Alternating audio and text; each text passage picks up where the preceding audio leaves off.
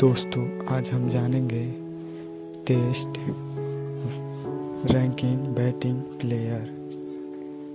Number 10 Henry Nicholls 714 point है। Number 9 Quinton de Kock 717 point.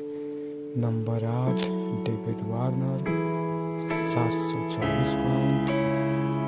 Number 7 Rishabh Pant 746 point. Number 6 Rohit Sharma 764 point. Number 5 Virat Kohli 791 point. Number 4 Joe Root 846 point. Number 3 Marnus Labuschagne 878 point. Number 2 Smith 891 point. Number 1 Kane Williamson 901 point.